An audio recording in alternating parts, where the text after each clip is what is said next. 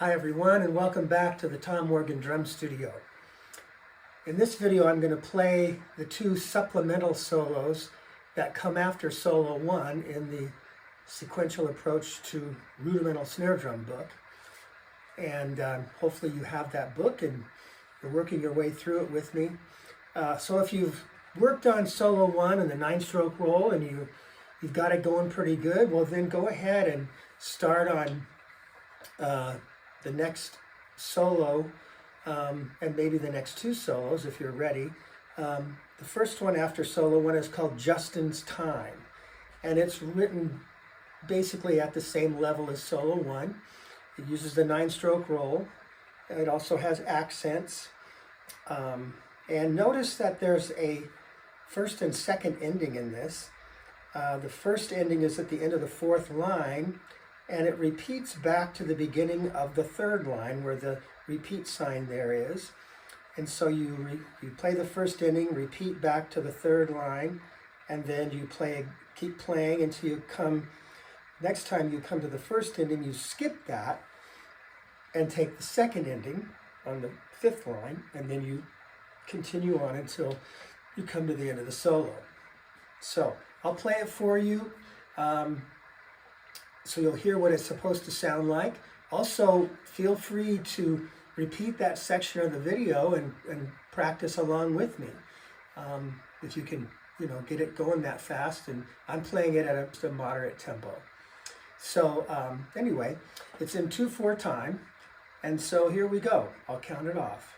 1, 2, 1, and 2.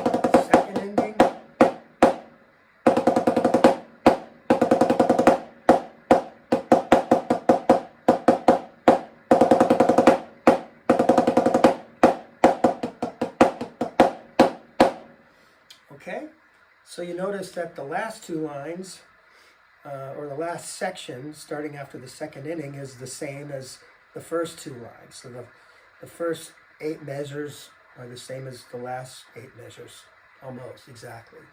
Okay, so when you learn the first 8 measures, you've learned 2/3 of the solo.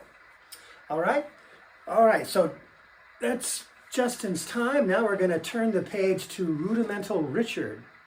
You may ask yourself, how in the world did he come up with all these names? Where did they come from?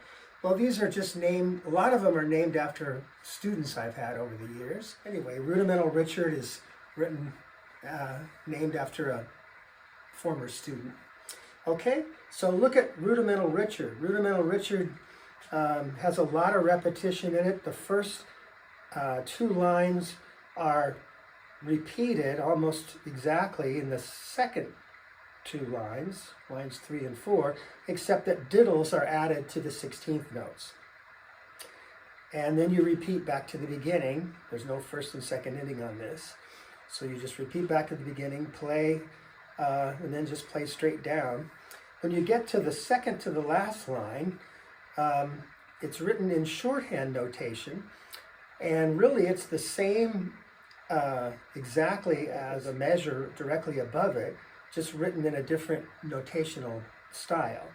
And I, again, will be switching back and forth between these 2 styles of notation, so you'll get used to seeing both, because, if you play rudimental drumming and read rudimental solos and that kind of thing, you'll see both types of notations, so you've got to get familiar with it and get used to seeing both. All right, so here we go. This is Rudimental Richard. Now we're in 4/4 time. I'll just give you 1 measure. 1 and 2 and 3 and 4 and.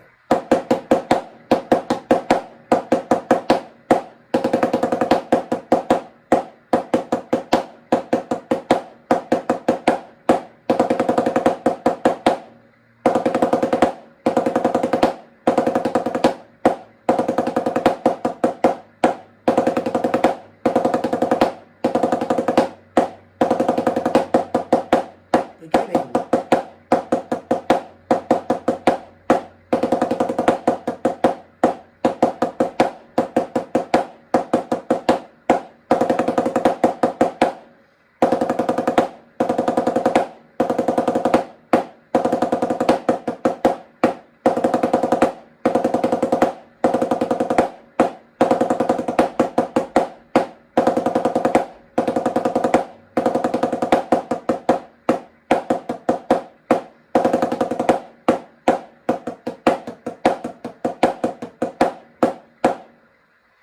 All right, so that's Rudimental Richard.